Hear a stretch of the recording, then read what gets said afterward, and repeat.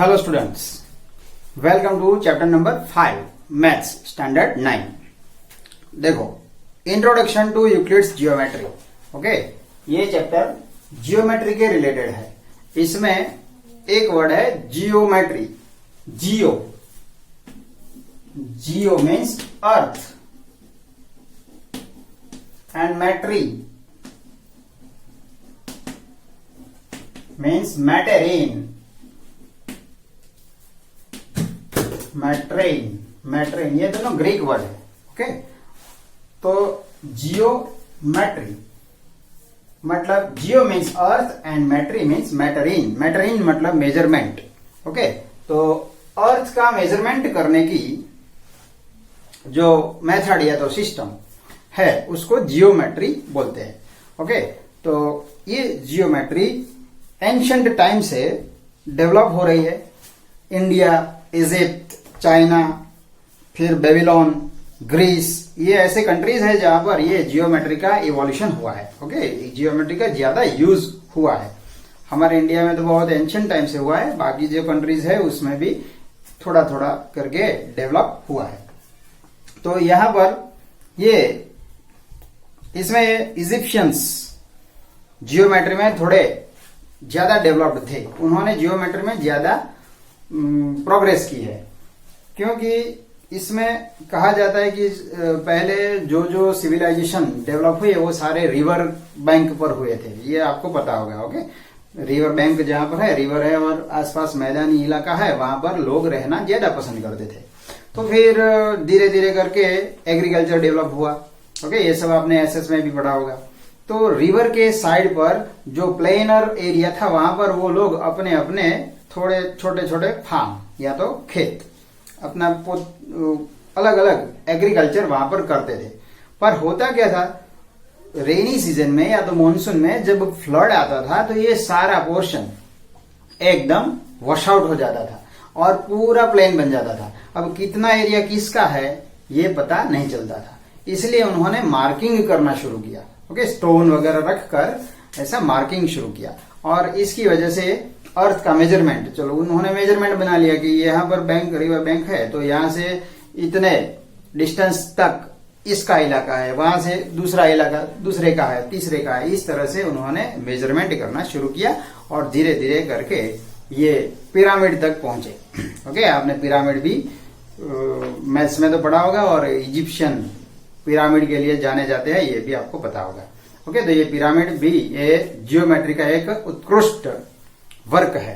Okay, तो इस तरह से देखा जाए तो अलग अलग कंट्री, हमारे इंडिया में हड़प्पा एंड मोहनजोदारो, ये Indus valley civilisation round about 3000 year before Christian era, मतलब अभी जो 2020 चल रहा है वो जब शुरू हुआ होगा 1, 2, 3 ऐसा, उसके 3000 साल पहले, मतलब 5000 ईयर बिफोर ये Mohenjodaro and Harappa civilisation developed था हमारा। और डेवलप्ड था, कंस्ट्रक्शन वर्क सब कुछ था। इसका मतलब है कि वहां पर जियोमेट्री का नॉलेज उन लोगों में होगा। ओके, सो जियोमेट्री बहुत पहले से है। यहाँ पर हम ये सब इंट्रोडक्शन पढ़ रहे हैं। Geometry, triangle, circle, square, quadrilateral, ये सब आपने पढ़ा ही है। ओके, पर ये शुरू कहां से हुआ, कैसे हुआ, ये इंट्रोडक्शन बेस पर यहाँ पर दिया है।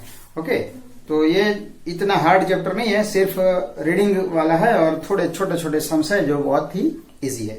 ओके, तो इस तरह से देखा जाए तो एंशिएंट इंडिया में सुलभ सूत्र करके एक बुक लिखी गई, सुलभ सूत्र, जिसके अंदर जियोमेट्री का विवरण मिलता है। फिर वेदास, वैदिक पीरियड जो था उसमें वैदिक राइट्स थे। वैदिक पीरियड मतलब वेद के अनुसार होम हवन यज्ञ आदि होता था। तो होम हवन करने के लिए जो वेदी बनाते हैं, आपको पता होगा, वेदी जो होम करते हैं ना, उसमें उसका शेप डिफरेंट डिफरेंट होता है। कहीं सर्कुलर होता है, कहीं स्क्वायर फॉर्म में होता है, कहीं पर ऐसे स्टेप वाला बनाया होता है। तो ये भी एक जियोमेट्री का ही एग्जाम्पल है। ओके, वहां पर इसका मतलब कि ये लोग जियोमेट्री जानते थे।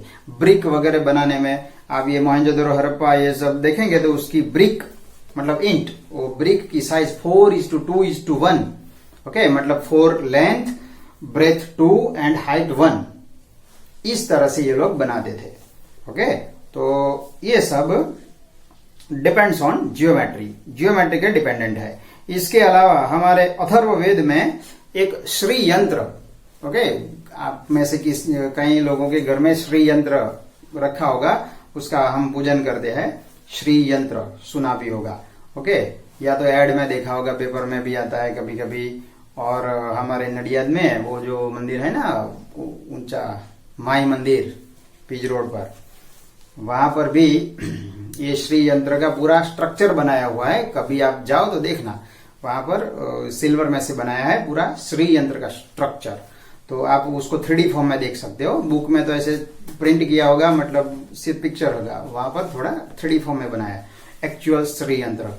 आप में से कई लोगों के घर में इतना छोटा सा होगा भी शायद, तो आप देख सकते हो कि उसमें ट्राइंगल्स ज्यादा है, 9 मेन ट्राइंगल्स है, और वो इंटरवोवन है एक दूसरे के साथ, इस तरह से एडजस्ट किए गए हैं कि उसमें से 43 दूसरे ट्राइंगल्स बनते हैं, आइसोसेलस, ओके, दूसरे 43 ट्राइंगल्स बनते हैं।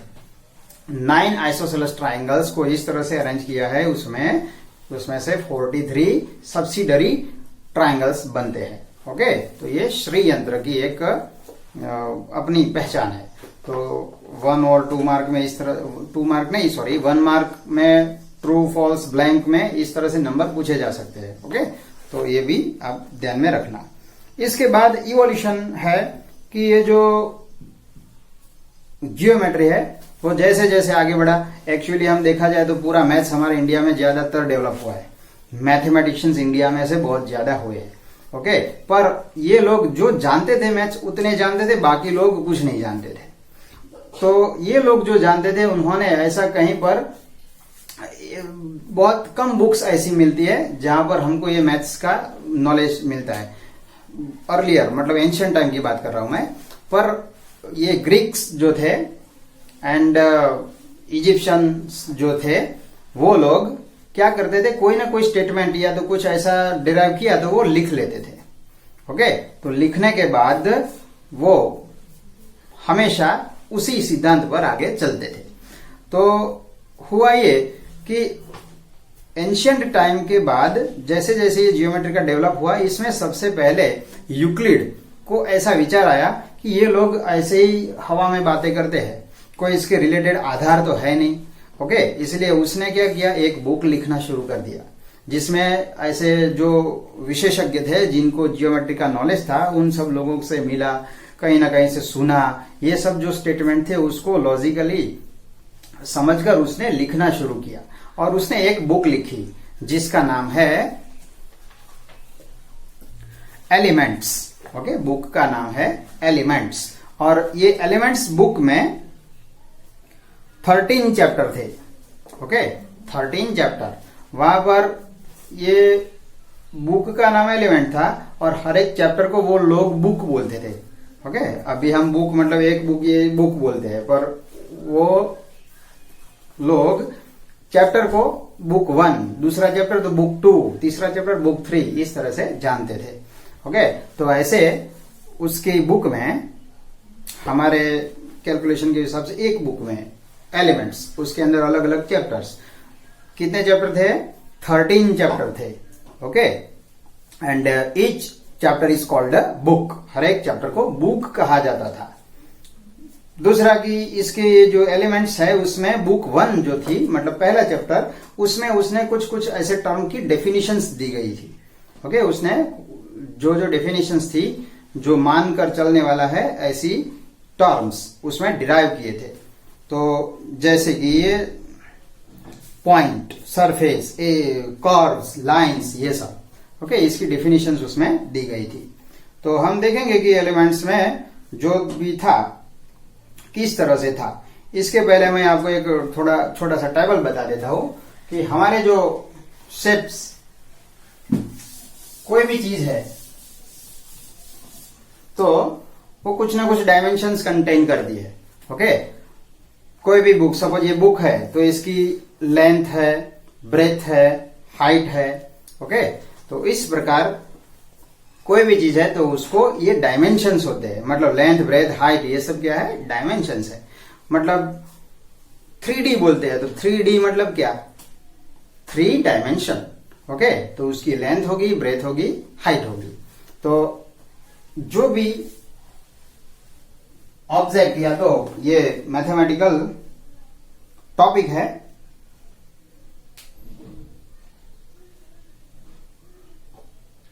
उसको डायमेंशंस कितने हैं,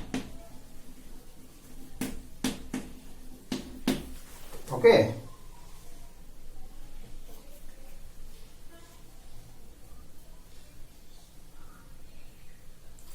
डिफिनेशन डायमेंशन, डायमेंशन में SION है, ओके, डायमेंशंस। अब पॉइंट, सबसे पहला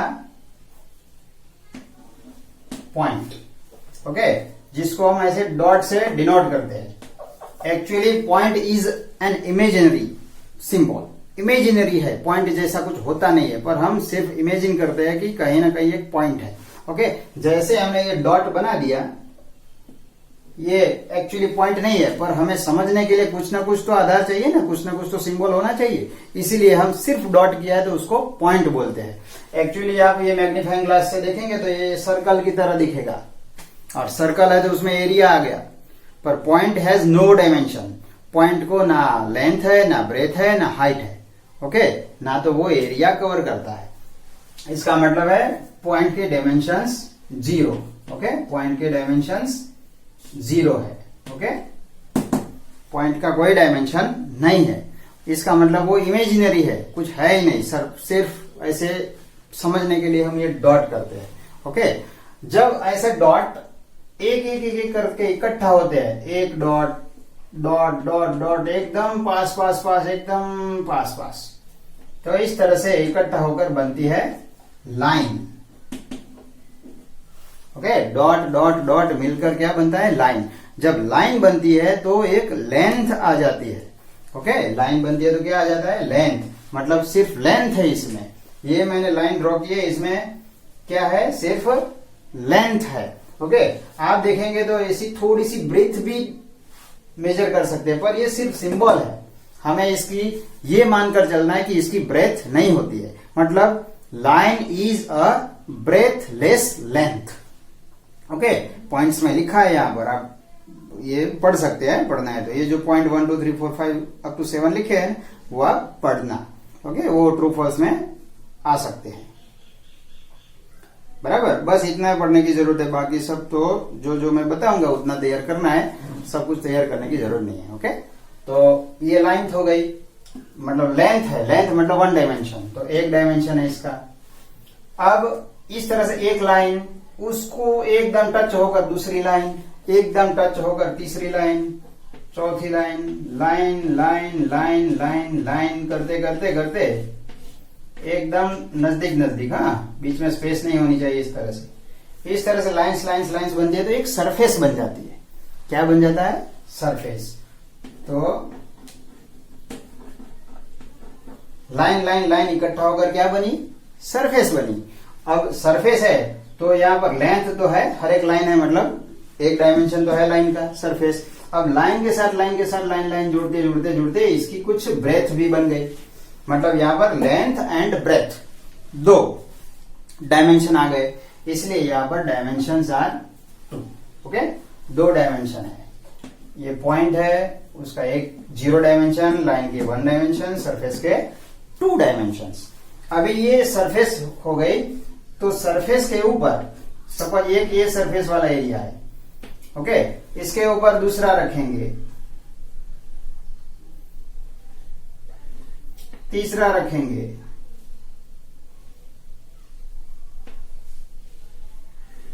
ओके, तो इस तरह से सरफेस के ऊपर सरफेस के ऊपर सरफेस रखते जाएंगे रखते जाएंगे रखते जाएंगे, क्या बन जाएगा? क्यूब बन जाएगा, या तो क्यूबॉइड बन जाएगा। इसका मतलब है इसको लेंथ है, ब्रेथ भी है और इतनी सी हाइट भी है। इसका मतलब ये बन गया क्यूब, या तो सॉलिड बोलते हैं इसको, क्या बोलेंगे? सॉलिड, और इसके डायमेंशंस 3 है, लेंथ है, ब्रेथ है, हाइट है। ओके, तो इस तरह से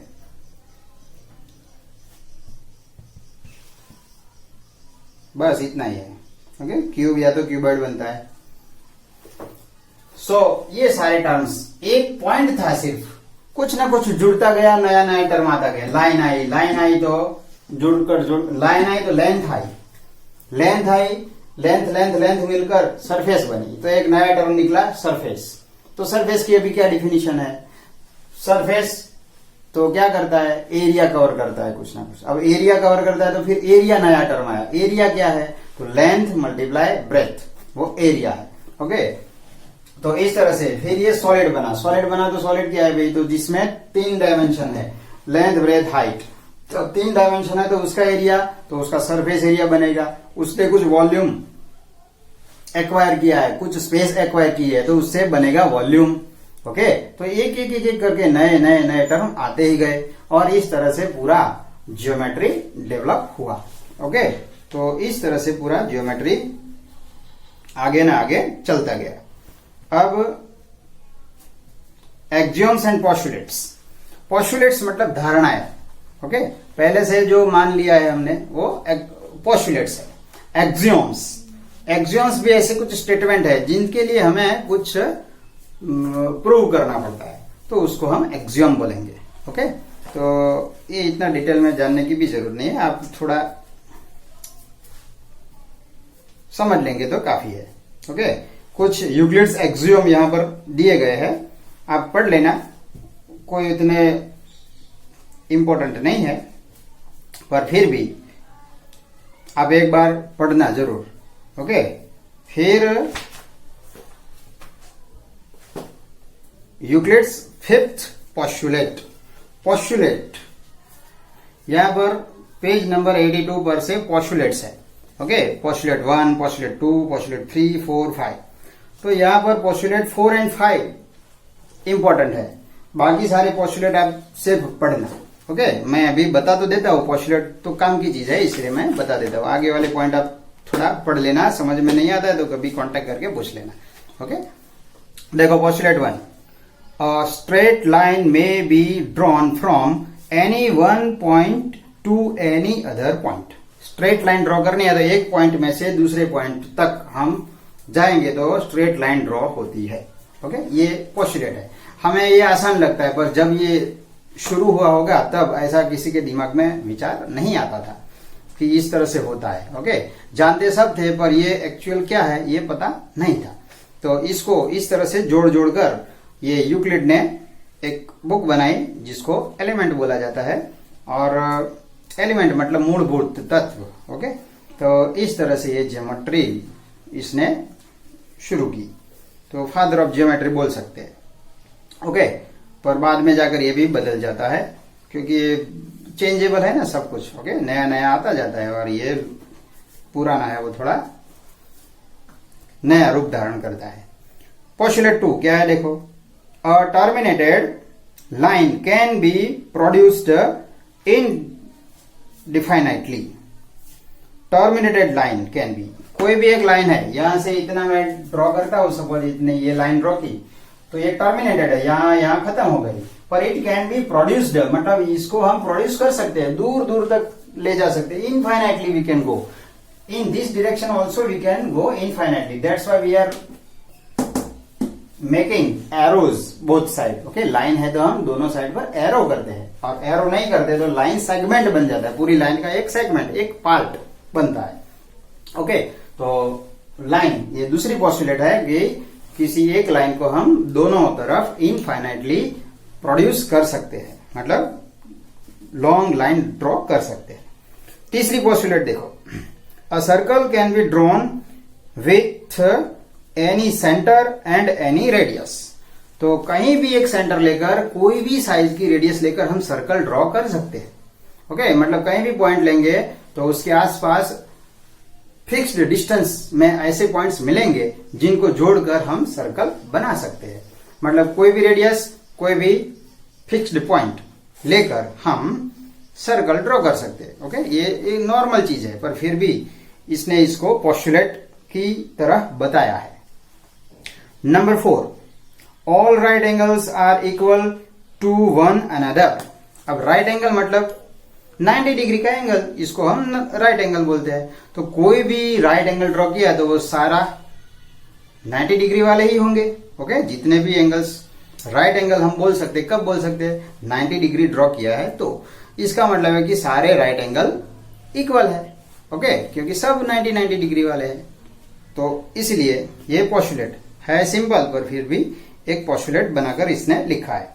अब नंबर 5 जो है पोस्टुलेट, इसमें आप थोड़ा ध्यान से समझना है, ये इंपॉर्टेंट है, एग्जाम में भी ये आता है पोस्टुलेट 5। ओके, खास करके तो if a straight line following on two straight lines makes the interior angle on the same side of it taken together less than two right angles, then the two straight lines, if produced indefinitely, meet on that side on which the sum of angles is less than two right angles.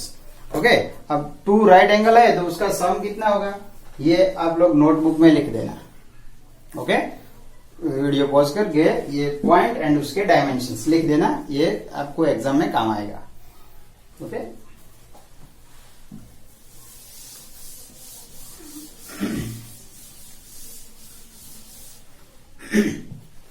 देखो अभी postulate 5 क्या बोल रहा है?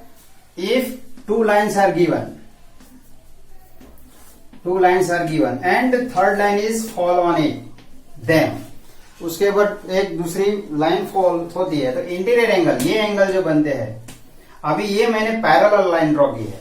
Okay, parallel line draw करेंगे तो ये angle दोनों एंगल इंटीरियर एंगल है, ये हम अभी जानते हैं इसलिए इजी लग रहा है कि इसमें क्या बताया इसने, पर जब ये लोग नहीं जानते थे तब उनको ये नया लगता था। ओके, तो इंटीरियर एंगल का सम 180 होता है। तो यहां लिखा है ना, लास्ट में क्या लिखा है, देखो, sum of angle is less than two right angles. तो टू राइट एंगल मतलब 90 प्लस 90 180 डिग्री। ओके, तो जब हम पैरेलल लाइन लेते हैं तो ये दोनों एंगल का सम ये दोनों एंगल का सम 180 ही होता है। ओके, 180 डिग्री होता है। पर जब नॉन पैरेलल लाइंस लेंगे इस तरह से और इस पर जो कोई भी लाइन फॉल होती है तो आप देखो ये है तो इंटीरियर एंगल, पर दोनों का सम 180 नहीं होगा। यहां पर क्या हो जाएगा, एक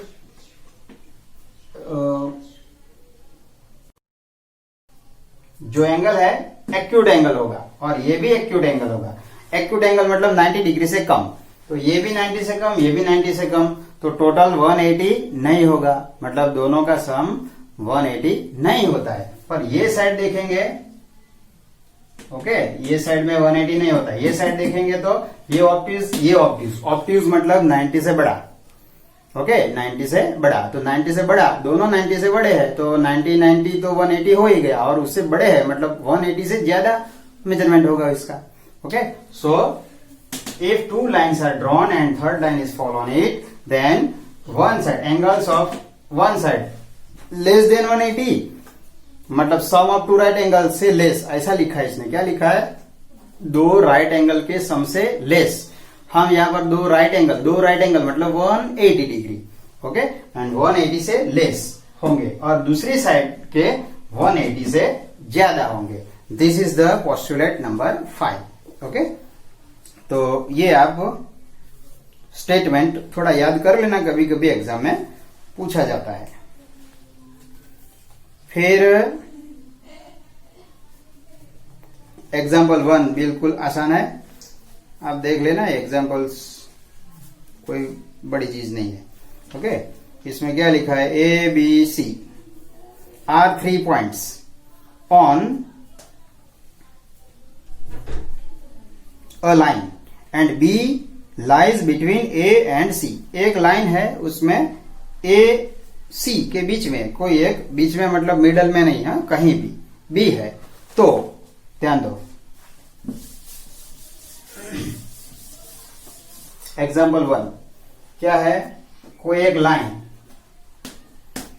ए B C points are there, तो ए एंड सी के बीच में कहीं पर भी बी है, कहीं बीच में, इसका मतलब A B equal to B C ऐसा नहीं है, कहीं भी है, ए एंड सी के बीच में कहीं भी है, तो क्या होता है, ए बी, ए से बी तक का डिस्टेंस प्लस बी से सी तक का डिस्टेंस, ये जोड़ देंगे तो पूरा ए से सी तक का डिस्टेंस हो जाता है। ओके, ये पोस्टुलेट 4 के अनुसार है। पोस्टुलेट 4 है, all right angles are, postulate नहीं सॉरी, इसमें axiom 4 things which coincide with one another are equal to one another. Okay, things coincide, coincide मतलब एक के साथ एक जुड़ा हुआ है, वो coincide है। तो AB के साथ BC जोड़ दिया है तो ये दोनों का जोड़ AC मतलब पूरा हो जाता है उसके जितना होगा। ओके, मतलब AB एंड BC coincide मतलब ज्वाइन करेंगे तो कितना होगा, होल डिस्टेंस मतलब A से C तक का। ओके, मतलब पोस्टुलेट 4 के हिसाब से ये प्रूव हो जाता है। ओके, अकॉर्डिंग टू पोस्टुलेट 4 आप ये लिख सकते हैं, इसमें लिखा ही है। ओके, इसमें लिखा है, इसमें कुछ बताने की कोई जरूरत नहीं, आप लोग पढ़ लेना। फिर एग्जांपल नंबर 2, एग्जांपल 2 है, इसमें एक लाइन सेगमेंट दिया है और इसमें से इक्विलेटरल ट्राइंगल आपको प्रूव करना है। इक्विलेटरल ट्राइंगल ये आपने 8 स्टैंडर्ड में कंस्ट्रक्शन में ये सीखा भी है। ओके, मतलब ये अभी इतना इंपॉर्टेंट नहीं है, ये आपको आता ही है। फिर है थियरम। अब थियरम क्या है, तो जिसको प्रूफ की जरूरत पड़ती है उसको हम थियरम बोलते हैं। ओके, तो अभी थियरम 9th स्टैंडर्ड से थियरम शुरू हो जाएंगे। कोई स्टेटमेंट दिया होगा, आपको उसकी प्रूफ देनी पड़ेगी। ओके, तो डिटेल में हम देखो, ये थियरम 5.1 क्या बताया है, 2 distinct lines can't have more than one point in common. Okay, 2 distinct lines cannot have more than one point in common. मतलब 2 डिस्टिंक्ट लाइन, अलग अलग लाइन है, अलग अलग है मतलब कोई इनसाइड नहीं है, ऊपरी लाइंस नहीं है। ओके, तो एक लाइन इस तरह से है और दूसरी लाइन इस तरह से है, 2 डिस्टिंक्ट लाइन, तो they have no common point more than 1, मतलब एक ही पॉइंट इसका इंटरसेक्टिंग पॉइंट मिलेगा, एक से ज्यादा इंटरसेक्टिंग पॉइंट नहीं मिलेगा। बराबर, आप पैरेलल लाइन ड्रॉ करते हैं तो इसका तो कोई भी इंटरसेक्टिंग नहीं है, मतलब एक से तो कम ही है। ओके, नॉट मोर देन लिखा है। Okay, can not more than 1 point, more than 1 point in common, तो दोनों लाइन का कॉमन पॉइंट हो, ऐसा एक से ज्यादा पॉइंट कभी नहीं मिलता है। हाँ, एक लाइन है उसके ऊपर दूसरी लाइन कोइंसाइड होती है। ओके, मतलब ओवरलैपिंग लाइंस तो होता है, पर ये डिस्टिंक्ट लाइन नहीं है, तो सेम ही लाइन हुई। ओके, क्योंकि लाइन तो इनफाइनाइट है, आप अंदर वाली लाइन ले लो या बाहर वाली line, they are infinite. Okay, so they are not different lines. तो यहां पर डिफरेंट लाइंस है, और डिफरेंट लाइन है तो एक ही पॉइंट कॉमन मिलता है या तो कॉमन पॉइंट नहीं मिलता। कब, जब पैरेलल लाइंस है तो कॉमन पॉइंट नहीं मिलता, मतलब एक से कम। ओके, तो एक से ज्यादा कॉमन पॉइंट नहीं होने चाहिए। Now we will see exercise 5.1। Exercise 5.1 से question number 1, which of the following statements are true and which are false, मतलब ट्रू फॉल्स करना है। ओके, और रीजंस देना है, जो भी फॉल्स है रीजंस फॉर योर आंसर। पहला देखो, number 1, only 1 line can pass through a single point. Okay, एक सिंगल पॉइंट है, सिंगल पॉइंट, तो इसमें से एक ही लाइन पास हो सकती है, एक ही लाइन पास हो सकती है। नो, सिंगल पॉइंट है तो दूसरी लाइन, तीसरी लाइन, चौथी, infinite lines can be passed. Okay, बहुत सारी लाइन्स पास हो सकती है, मतलब this is false. First number वाला क्या है, फॉल्स है, because infinite lines can B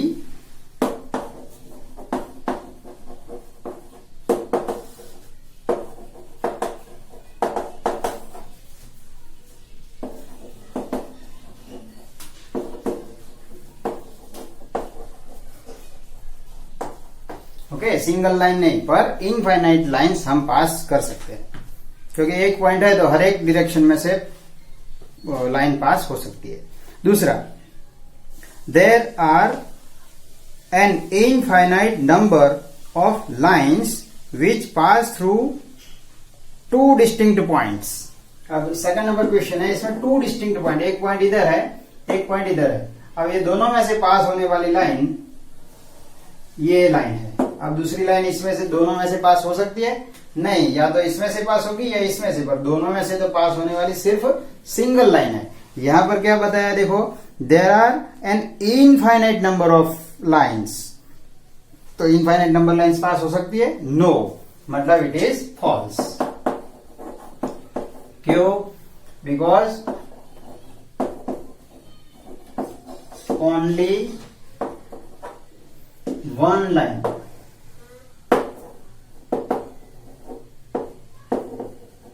can be pass. Okay, सिर्फ एक ही लाइन पास हो सकती है, ज्यादा नहीं। तीसरा,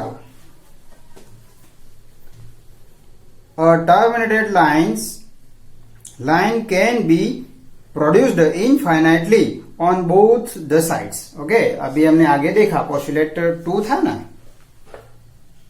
पोस्टुलेट 2। ओके, टर्मिनेटेड लाइन दोनों तरफ इनफाइनाइटली प्रोड्यूस कर सकते हैं, मतलब ट्रू है, तो this is true.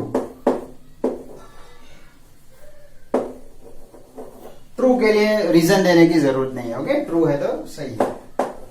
Number 4, if two circles are equal then their radii are equal. दो सर्कल इक्वल है तो उसकी रेडियस इक्वल, क्योंकि रेडियस इक्वल है तो ही हम सर्कल इक्वल बोल सकते हैं ना। ओके, रेडियस बदल जाएगी तो सर्कल की साइज बदल जाएगी, मतलब this is also true. Number 5,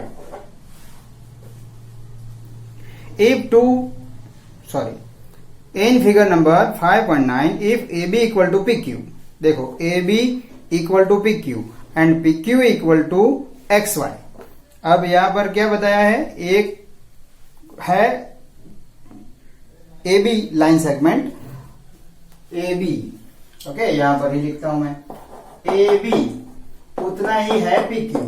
okay, A B equal to P Q है and P Q equal to X Y है। ओके, तो पी क्यू की जगह हम एक्स वाई लिखेंगे तो क्या हो जाएगा, A B equal to X Y. Okay, तो A B equal to P Q and P Q equal to X Y, इसका मतलब हुआ कि A B equal to X Y होगा। ओके, ये प्रॉपर्टी को ट्रांजिटिव प्रॉपर्टी भी बोलते हैं। ओके, ट्रांजिटिविटी, एक से दूसरा, दूसरे से तीसरा। ओके, तो this is also true. Okay, transitive property है, तो क्या हो जाएगा, ये रीजन है उसका, therefore A B equal to X Y. Okay, तो ए बी पी क्यू है and P Q X Y है, इसका मतलब ए बी एक्स वाई हुआ। Okay, simple. Now question number 2। Question number 2, देखो इसमें क्या लिखा है, give a definition for each of the following terms. नीचे कुछ टर्म्स दिए, उसकी हमें डेफिनेशन देनी है। And are there other terms that need to be defined first, what are they and how might you define them. Okay, मतलब दूसरे ये जो टर्म है उसकी डिफिनीशन लिखेंगे, उसमें दूसरे ऐसे कोई टर्म आपको यूज करना पड़ता है उसकी डिफिनीशन में, वो जिसको फिर से डिफाइन करना पड़े। ओके, और डिफाइन करना पड़ता है तो उसकी डेफिनेशन भी लिखो, इस तरह से है। ओके, हमें दूसरी डेफिनेशन नहीं लिखनी है, कौन से टर्म डिफाइंड, ये एक डेफिनेशन देंगे, उसमें कौन से टर्म ऐसे है जिसकी डेफिनेशन की जरूरत है, वो सिर्फ हम लिखेंगे। ओके, पूरा लिखने की जरूरत नहीं है। Okay, don't worry. देखो, पहला टर्म है पैरेलल लाइंस। तो पैरेलल लाइन की definition, if two lines in a plane, एक ही सिंगल प्लेन में दो लाइन इस तरह से है कि they do not intersect each other, then they are called parallel lines. Okay, एक ही प्लेन में दो लाइन्स ऐसी है जो एक दूसरे को कभी इंटरसेक्ट नहीं करती। तो इसमें देखो, टू लाइंस आ गया है इसमें, पर प्लेन नहीं है। तो एक प्लेन, ओके, प्लेन एक ऐसा वर्ड है जिसको हमें प्लेन क्या होता है ये डिफाइन करना पड़ेगा। तो एक वर्ड प्लेन मिला। दूसरा इंटरसेक्ट इज अदर। अब इंटरसेक्ट क्या होता है, तो एक दूसरे को छेद करना, मतलब इंटरसेक्ट करना। तो ये दो टर्म ऐसे है, ओके। तो यहां हम लिख सकते हैं, एक टर्म है प्लेन, दूसरा है इंटरसेक्ट। ज्यादातर प्लेन, इंटरसेक्ट तो एक एक्शन है वैसे तो, पर प्लेन एक ऐसा टर्म है जो जियोमेट्री में यूज होता है, तो उसको डिफाइन करना पड़ेगा, ओके। यहाँ पर हम फर्दर डिफिनेशन नहीं देते, सिर्फ एक इस तरह से लिखेंगे, ओके। तो आप यहाँ इंटरसेक्ट सपोज एक्शन ले लेते हैं, तो इंटरसेक्ट ना लिखे तो भी चलेगा, ओके। तो प्लेन ऐसा एक वर्ड आया जिसको हमें डिफाइन करना पड़ेगा, ओके। पर अभी हम उसकी डिफिनेशन नहीं लिखते, फिर लॉन्ग हो जाएगा, ओके। यहाँ 1 मार्क के होते हैं, तो don't worry, okay. Now second number है perpendicular lines, okay. Perpendicular lines क्या होता है, तो परपेंडिकुलर लाइंस की डिफिनेशन है when two lines intersect each other at right angle then they are called perpendicular lines, okay. दो लाइंस है एक दूसरे को राइट एंगल पर इंटरसेक्ट करती है, राइट एंगल पर इंटरसेक्ट करती है। इसका मतलब क्या हुआ, राइट एंगल क्या होता है फिर, तो ये एक राइट एंगल, ये एक टर्म आया जिसको हमें डिफाइन करना पड़ सकता है, ओके। तो एक टर्म ऐसा मिला right angle,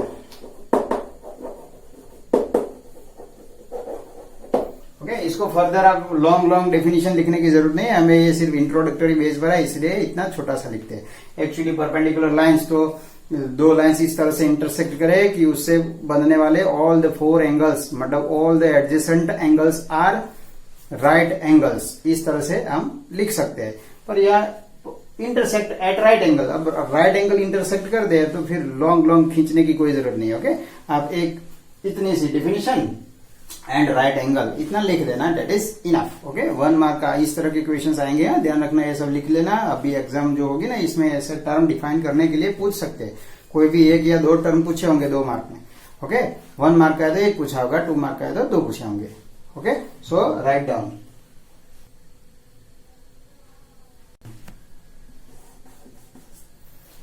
third number line segment, okay.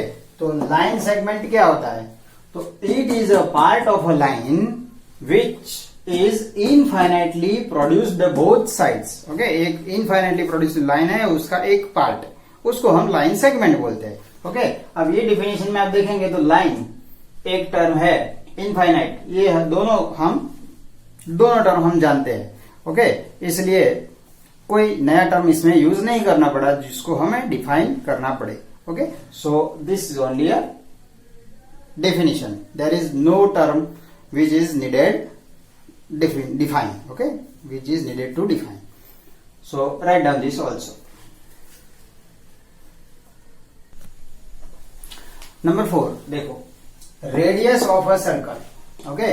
तो सर्कल का रेडियस क्या होता है, तो a line segment joining the center to any point on the circle, okay। Centre point को सर्कल के किसी भी पॉइंट तक ज्वाइन करने वाली line segment is called the radius of the circle, उसको हम रेडियस बोलते हैं, ओके। ये छोटी सी डेफिनेशन है।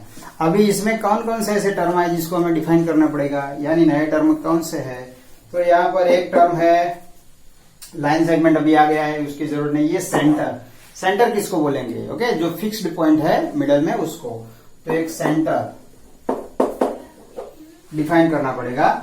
पॉइंट ऑन द सर्कल मतलब एक दूसरा है पॉइंट सर्कल, ओके। ये दोनों जियोमेट्री के नए टर्म है जिसको हमें डिफाइन करना पड़ेगा, ओके। तो ध्यान रखना, कुछ टर्म्स है जो अनडिफाइंड है, जैसे कि पॉइंट, लाइन, ये सब डिफाइंड नहीं है, ओके, सिर्फ इमेजिनरी है, इसको हम सिर्फ बताते हैं। फिर जब आगे जाते हैं तो उसको ये टर्म का यूज हम मान लेते हैं कि ये पॉइंट, एक्चुअली वो पॉइंट है नहीं, पर हम मान लेते हैं, ओके। और उसका यूज हम आगे ऐसे जो नए नए टर्म आते हैं उनको डिफाइन करने में यूज करते हैं, okay. That is Euclid geometry, okay. उसको ही यूक्लिड की ज्योमेट्री बोलते हैं, जो मान लिया गया है उसका यूज करके हम नया नया डिफाइन करते रहते हैं. Okay, so right down this also. Number 4. Number 5 square. Okay, तो स्क्वायर में क्या होता है, देखो, if a quadrilateral figure has, कोई एक क्वाड्रिलेटरल फिगर है, उसको इक्विलेटरल साइड, उसकी साइड जो है वो इक्विलेटरल है, and has all right angles, then it is called a square. Okay, तो इक्विलेटरल साइड्स है एंड सारे एंगल्स राइट एंगल है, तो उसको हम स्क्वायर बोलते हैं. तो इसमें कौन कौन से ऐसे टर्म है जो हमें डिफाइन करने पड़ेंगे, या तो नए टर्म है. तो ये क्वाड्रिलेटरल तो फिगर का नाम है. ओके, इसमें इक्विलेटरल आया एक वर्ड,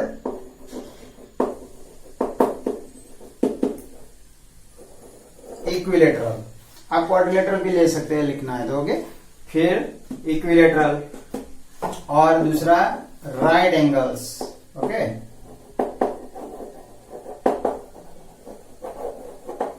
ओके, राइट एंगल्स, क्या, तो राइट एंगल. ओके, तो ये दो टर्म ऐसे है जिसको हमें डिफाइन करना पड़ेगा, स्क्वायर समझना है तो. ओके, तो यहां पर question number 2 is finished. Right down this also in your notebook. Question number 3. Okay, ये क्वेश्चन नंबर 3 आप समझ लो, लिखने की जरूरत नहीं है. देखो क्या लिखा है, कंसिडर 2 पोस्टुलेट्स गिवन बिलो. यहां पर 2 पोस्टुलेट्स दी गई है और नीचे लिखा है कि do this postulates contain any undefined terms. ये दोनों पोस्टुलेट में कोई अनडिफाइंड टर्म है, एंड दे आर, मतलब आर दीज पोस्टुलेट्स कंसिस्टेंट, ये कंसिस्टेंट है. Do they follow from Euclid's postulate, explain. Okay, Euclid की पोस्टुलेट से ये मेल खाती है, मतलब यूक्लिड की जो पोस्टुलेट है उसमें इसका कुछ मेल जो है ये हमें देखना है. देखो पहला क्या है, given any 2 distinct points A and B are exists a third point C which is in between A and B. मतलब कोई एक लाइन है ए बी, इसके बीच में कोई एक पॉइंट सी है. ये पोस्टुलेट 1 की तरफ से, मतलब गिवन पोस्टुलेट है, यूक्लिड की पोस्टुलेट नहीं, ये जो पोस्टुलेट हमको लिख कर दिए उसकी बात है. अब दूसरा, there exist at least 3 points that are not on the same line. Okay, अब not on the same line मतलब 3 पॉइंट इस तरह से आप ले सकते हैं, और तीनों पॉइंट को हम ज्वाइन करेंगे तो ट्राइंगल बनेगा. ओके, मतलब सेम लाइन पर पॉइंट है तीनों, तो हम इसमें से सिर्फ एक लाइन ही बना सकते हैं, और एक ही लाइन पर नहीं है तो इसमें से हम ट्राइंगल बना सकते हैं. ओके, मतलब यहाँ लाइन बनती है, यहाँ ट्राइंगल बनता है, तो ट्राइंगल एक नया टर्म आया, मतलब अनडिफाइंड टर्म इसमें मिलते हैं. Okay, so there are several undefined terms. आप लिखना है तो लिख सकते हैं. Okay, there are several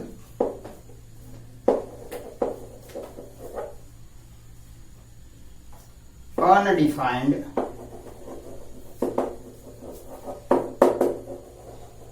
terms like triangle. ओके, यहां पर ट्राइंगल बनेगा. पॉइंट्स है, पॉइंट्स, पॉइंट भी अनडिफाइंड टर्म है, ध्यान रखना. पॉइंट्स लिखा है ना अंदर डिफिनेशन में. ओके, तो ये है. अब ये जो पोस्टुलेट्स है, यहां पर दी गई पोस्टुलेट वो यूक्लिड की पोस्टुलेट से मेल नहीं खाती है. ओके, आपको इतना याद रखना है कि they are not follow the Euclid's postulate. Okay, तो no they do not follow Euclid's postulates.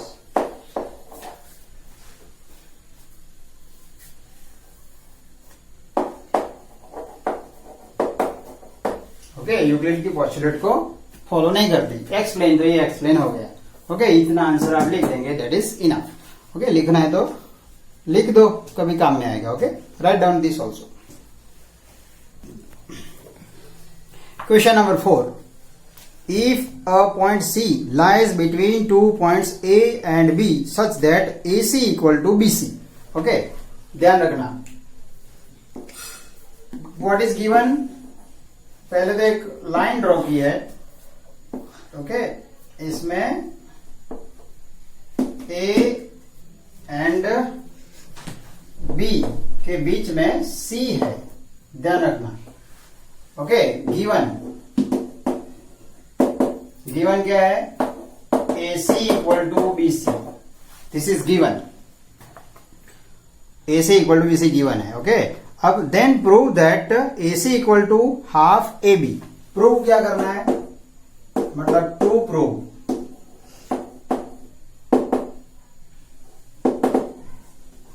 Given में जी कैपिटल करना।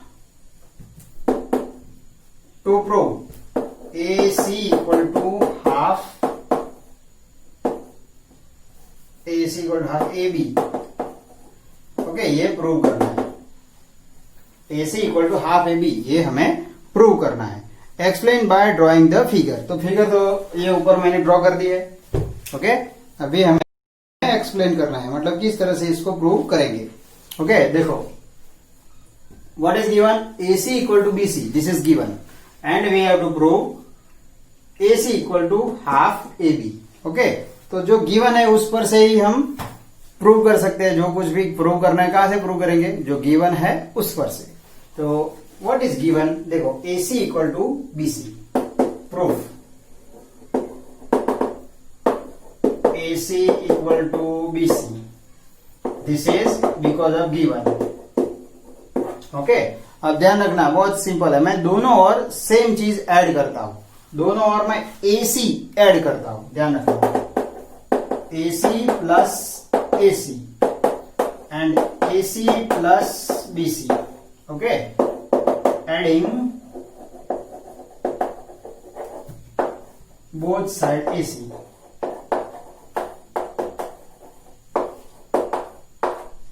ओके, दोनों साइड मैंने AC प्लस कर दिया। दोनों साइड कोई भी चीज हम सेम करते हैं तो रिजल्ट में कोई फर्क नहीं पड़ता। देखो यहाँ पर AC ऐड किया, यहाँ AC किया, AC कैंसिल हो जाएगा, तो AC इक्वल टू BC रहेगा ना।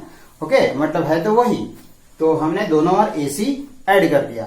अब रिजल्ट क्या होता है, देखो AC प्लस AC तो 2 टाइम्स AC हो जाएगा and is equal to AC plus BC। अब देखो AC प्लस BC तो पूरा AB होगा।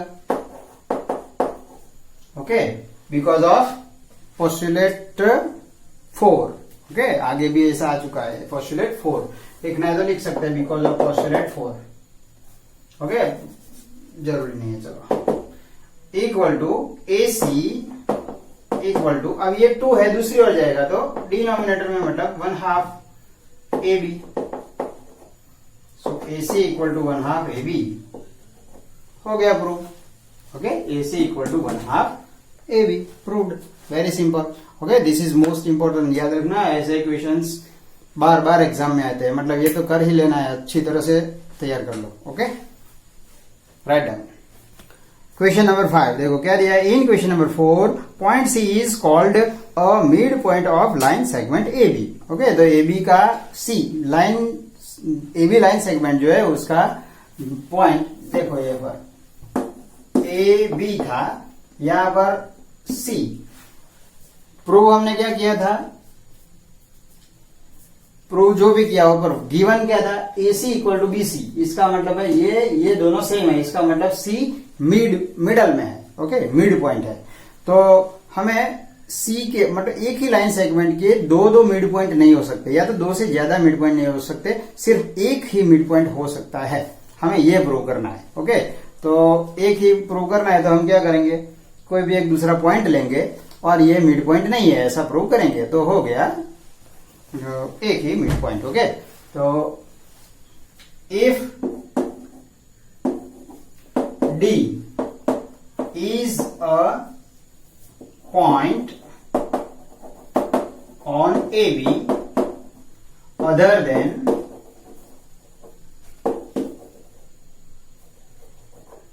C। ओके, C के अलावा D ऐसा कोई एक पॉइंट है, जो कहां पर है, ए बी पर है। ओके, ए बी पर है। अब ए बी पर है, इसका मतलब क्या हुआ, सी के अलावा, अब सी तो मिड पॉइंट है, अब सी के अलावा कोई भी पॉइंट यहां पर या यहां पर कहीं भी दूसरी जगह लेंगे तो एडी इक्वल टू बीडी होगा क्या, नहीं होगा। ओके, तो इसका मतलब है यहां पर देखने से पता चलेगा कोई एक साइड पर चला गया, मतलब AD is equal, therefore AD is not equal to BD. Okay, AD and BD same नहीं होंगे। ओके, सी के अलावा कोई दूसरा पॉइंट लिया है इसीलिए। ओके, तो दोनों सेम नहीं होंगे। अब सेम नहीं होंगे तो क्या होता है, देखो दोनों और मैं एडी एडी ऐड करता हूं। ओके, तो AD plus AD is not equal to AD plus BD. जैसे वहां एसी एसी 4 नंबर क्वेश्चन में एसी एसी ऐड किया था, यहां पर मैंने एडी एडी ऐड किया, क्या बना, AD AD 2 times AD. It is not equal to AD plus BD. देखो एडी प्लस बीडी मतलब पूरा ए बी हो गया, तो is equal to A B. Therefore AD is not equal to 1/2। ये हाफ नीचे, ये 2 है, नीचे चला जाएगा तो हाफ ए बी। इसका मतलब क्या हुआ, AD is not equal to half A B. तो एडी जो है वो ए बी का आधा नहीं है, और आधा नहीं है तो point D is not a mid point. Okay, therefore D is not a mid point. Therefore line segment has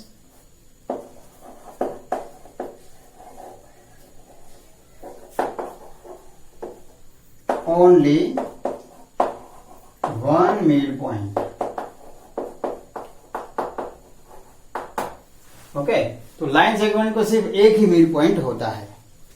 clear, क्योंकि मिड पॉइंट सी पहले लिया है, पर सी के अलावा कोई भी पॉइंट इधर इधर लेंगे तो this is not equal to half A B. वो ए बी से हाफ नहीं होगा, और हाफ नहीं होगा तो मिडल में नहीं आएगा, और मिडल में नहीं आएगा मतलब वो मिड पॉइंट नहीं है।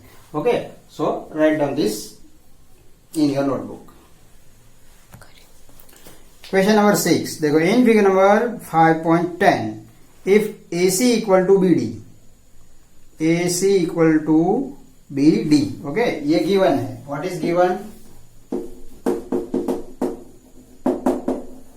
AC given equal to BD, ये AC BD इक्वल है। ओके, फिर to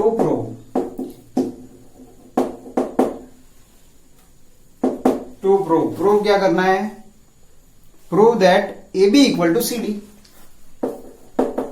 A B equal to C D, ये प्रूव करना है। बराबर, A B equal to C D prove करना है। तो प्रूफ क्या है, प्रूफ देखो, प्रूफ हमेशा गिवन पर से ही होती है। ओके, जो दिया गया है उसको डिराइव करते जाओ और सॉल्व कर दो, मतलब प्रूव करो। What is given, AC equal to BD। अब AC इक्वल टू BD है तो AC इतना पोर्शन ये भूल जाओ। AC क्या है, AB प्लस BC है। ओके, AC क्या है, AC AB प्लस BC है, तो AC is equal to AB plus BC equal to, अब BD क्या है, BD क्या है, BC plus CD, BC plus CD। Okay, AC की जगह AB प्लस BC लिखा, BD की जगह पर BC प्लस CD लिखा। ओके, अब दोनों और what is common, BC BC common है तो कैंसिल हो जाएगा। Therefore AB equal to CD proved, AB equal to CD prove हो गया। Okay, right down this also.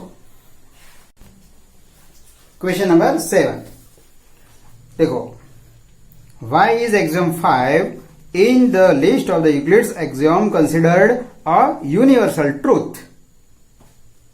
तो ये एक्सियोम 5 पूछा है, ये यूनिवर्सल ट्रूथ क्यों है? अब हमें पता है कि यूनिवर्सल ट्रूथ किसको बोलेंगे हम। यूनिवर्सल ट्रूथ मतलब किसी भी जगह पर जो ट्रू है। ओके, कहीं भी आप अर्थ पे कोई भी कोने पर ले जाओ या स्पेस में ले जाओ, पूरे यूनिवर्स में कहीं भी ले जाओ, ट्रू है, उसको हम यूनिवर्सल ट्रूथ बोलते हैं। मतलब ये एक्सियम 5 है, वो एक्सियम है मतलब हमने मान लिया, मतलब प्रूफ देकर। ओके, और प्रूफ दे दिया मतलब वो एकदम राइट हो गया। तो कहीं भी ये राइट हो गया, 1 + 1 2। तो आप कहीं भी जाएंगे पूरे वर्ल्ड में 1 + 1 2 ही होगा। ओके, हाँ कुछ ट्रिकी क्वेश्चन होते हैं उसकी बात नहीं कर रहा हूं मैं, 1 + 1 2 ये मैथमेटिक्स की बात है। तो यहां पर क्वेश्चन नंबर 7 में yes it is universal truth because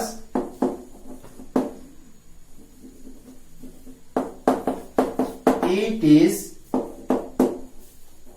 true for any part of the world। Okay, yes आगे लिखना है तो लिख सकते हैं, यस ये यूनिवर्सल ट्रूथ है। Yes why? तो ये वर्ल्ड के किसी भी पार्ट में ट्रू है, इसलिए वो यूनिवर्सल ट्रूथ है। Okay, so here we have finished our exercise 5.1। अब आगे वाला पोर्शन है, इसमें यूक्लिड ज्योमेट्री में एक ही चीज अब ध्यान में रखनी है कि अब तक जो यूक्लिड ने बताया, ये लाइन है, लाइन सेगमेंट है, ये है, वो है, कर करके बहुत कुछ बेचारे ने बताया। पर अब जैसे जैसे ज्योमेट्री डेवलप होती गई तब पता चला कि भाई पूरे वर्ल्ड में कुछ भी सीधा तो है ही नहीं। ओके, ये जानकर हमें भी थोड़ा शौक लगेगा कि भाई सीधा क्यों नहीं है। तो जैसे जैसे ज्योमेट्री आगे बढ़ी तब पता चला एवरी पार्ट नहीं, everything is a part of big curves. Okay, curve मतलब ऐसे वक्र। ओके, तो कोई भी चीज है किसी न किसी एक बिग कर्व का छोटा सा पार्ट होता है। ओके, अब कैसे? तो एक सिंपल एग्जांपल मैं दे देता हूं। ओके, ये बुक में सपोज है कि नहीं है, सिंपल एग्जांपल कि हम कोई भी सरफेस नदी किनारे मतलब सी शोर, दरिया किनारे, ओके, सी शोर पर घूमने के लिए गए, वहां पर सैंड है, तो हम क्या करते हैं, कुछ ना कुछ पिक्चर ऐसे कुछ ड्रॉ करते हैं, बराबर। सपोज मैंने किसी सरफेस पर, अर्थ के किसी सरफेस पर एकदम स्ट्रेट लाइन ड्रॉ कर दी। ओके, तो हम क्या बोलेंगे, ये तो स्ट्रेट है सर, कहां कर्व है। ओके, पर आपको पता है ना कि अर्थ इज अ स्फीयर, तो अर्थ क्या होगी, स्फीयर है। अर्थ इस तरह से गोल है ना, flatten from the both poles. Okay, pole side से फ्लैट है, तो इस तरह से है। अब आप इसकी सरफेस पर, सरफेस तो ये ही सरफेस है ऊपर वाली। ओके, तो आप कहीं भी ये लैंड होगी, ओके, ऐसी ग्लोब की तरह है। आप कहीं भी लाइन ड्रॉ करेंगे, स्ट्रेट लाइन, तो इस तरह से लाइन हमें दिखेगी तो स्ट्रेट, पर एक्चुअली कहां ड्रॉ किया है हमने, सरफेस, अर्थ की सरफेस पर ड्रॉ किया। अर्थ की सरफेस मतलब अर्थ तो बहुत बड़ा एक ग्लोब है, स्फीयर है, तो स्फीयर पर ड्रॉ किया तो कुछ ना कुछ थोड़ा सा तो कर्व होगा ही होगा। ओके, तो इस तरह से हर एक चीज जो भी है वो एक कर्व, बड़े कर्व का छोटा सा पार्ट है, मतलब कर्व्ड है। एवरीथिंग इज कर्व्ड है। ओके, सीधा दिखाई देता है कुछ डिस्टेंस तक, पर पूरा एक्सटेंट मतलब होल एक्सटेंट देखा जाए तो हर एक चीज कर्व्ड होती है। और ये जियोमेट्री जब डेवलप हुई तब यूक्लिड फेल हो गया, उसने सब स्ट्रेट ऐसा बताया था। ओके, तो वहां पर ये थोड़ा फेल हो गया। मतलब nowadays the geometry is called spheric geometry. Okay, spherical geometry अभी शुरू है। अभी जो वर्ल्ड है वो पूरा वर्ल्ड किस पर, किसको फॉलो करता है, ये स्फीरिकल जियोमेट्री को फॉलो करता है। ओके, तो याद रखना ये स्फीरिकल जियोमेट्री ये नाउअडेज मतलब मॉडर्न जियोमेट्री है, और वो एंशिएंट ओल्डन थी। ओके, तो ये बस इतना इसमें हमें जानना या तो समझना है, और कुछ नया इसमें नहीं है। अब हम देखेंगे एक्सरसाइज 5.2। देखो पहला, exercise 5.2. Okay. Exercise 5.2. Only two sums are there. Number 1. How would you rewrite Euclid's fifth postulate so that it would be easier to understand? Okay, हमने fifth postulate देखा, मैंने बताया भी था कि वो थोड़ा आपको याद करना है क्योंकि वो इम्पोर्टेंट है. ओके, postulate 5 याद रखना. तो उसको इजी किस तरह से लिख सकते हैं, वहां पर जो लिखा है वो थोड़ा कंफ्यूजन वाला लिखा है. ओके, तो इजी मैंने इजी करके यहाँ पर आपको लिखवाया. देखो, if the parallel lines are drawn and one line intersect it, दो पैरेलल लाइन ड्रॉ की है और एक लाइन उसको इंटरसेक्ट कर दिया है, तो the total of the interior angles, okay, interior angles, एक साइड के इंटीरियर एंगल का टोटल या तो बी 180 या तो 180 होगा और लेस देन 180. ओके, या तो 180 से कम होगा. कब ये होगा? जब ये दोनों लाइन पैरेलल नहीं होगी तो. ओके, तो ये सिंपल ही हमने लिखा है. ये पोस्टुलेट 5 को सिंपलर फॉर्म में लिखा है. ओके, तो ये आप लिख देना. और क्वेश्चन नंबर 2 देखो क्या लिखा है. Does Euclid's fifth postulate imply the existence of parallel lines? Okay, तो यस, वो एग्जिस्टेंस बताता है. क्यों बताता है? तो यहां पर कैन बी 180 और लेस देन 180 लिखा है हमने. तो जो 180 होगा तो 90 डिग्री होगा. ओके, एक ही साइड का 90 डिग्री होंगे तो ये दोनों लाइन क्या हो जाएगी? पैरेलल हो जाएगी. मतलब पैरेलल लाइन का डिस्टेंस ये बताता है. तो इतना सिर्फ एक लाइन ऐड करना है. ओके, और डायरेक्ट आपको समझ में नहीं आता है तो बैक साइड आंसर लिखा है वो देखकर आप लिख देना. ओके, तो क्वेश्चन नंबर 2 इतना ही है सिर्फ कि Euclid's postulate parallel line exist है. मतलब पोस्टुलेट ये बता रहा है कि पैरेलल लाइंस होती है. तो यस, होती है. क्यों होती है? तो एक ही साइड के दोनों एंगल राइट एंगल होंगे. राइट एंगल होने चाहिए. हाँ, सिर्फ सम 180 नहीं चलेगा. राइट एंगल होने चाहिए. दोनों 90 होने चाहिए, तभी वो दोनों पैरेलल लाइंस हो सकती है. तो ये हम पोस्टुलेट 5 पर से बता सकते हैं. क्लियर? तो here we have finished whole chapter number 5. Okay, so learn it very well and prepare for the next coming exam. Keep learning and take care. Goodbye.